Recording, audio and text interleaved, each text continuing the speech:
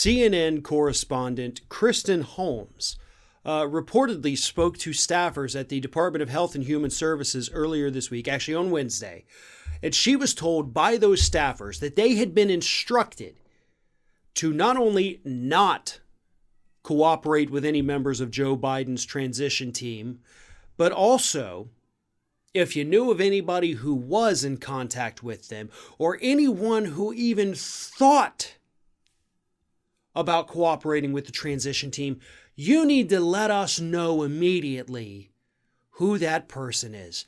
Folks, I know this phrase gets used a lot, but it really is very pertinent to this. We're living in 1984. This is directly from the plot of 1984. This is thought crime.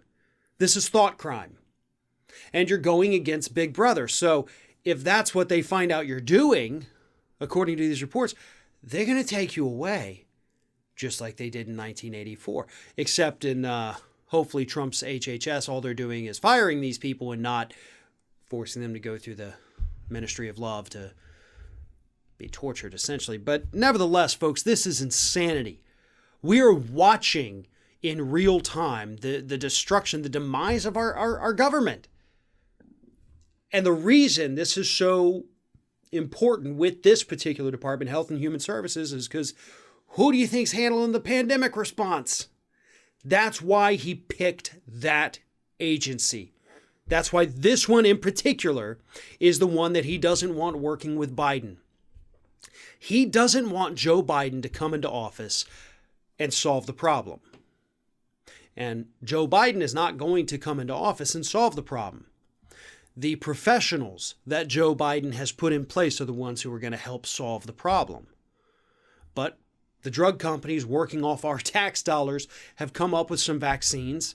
So hopefully this thing will be gone sometime in the near future. But we're also going to have strong leadership who listens to the professionals instead of going out there and pretending that the pandemic ended 6 months ago, which is what Trump has done. We're still living through this. People are still dying every single day. You have states going back on lockdown. You have Republican-led states saying, hell no, we ain't ever going back on no lockdown. Yeehaw!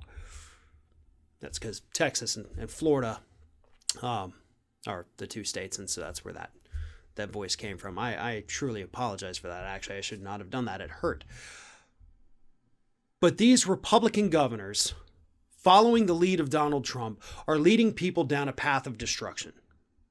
Joe Biden has to come in and he has to put in national standards and override these idiotic, scorched earth Republicans. But Trump doesn't want him to have the information and the tools available to be able to do something like that, to be able to implement any kind of national policy that's going to help get this thing under control while we wait for the vaccine. Because that's what has to happen. The vaccines may be promising, but they're not ready yet.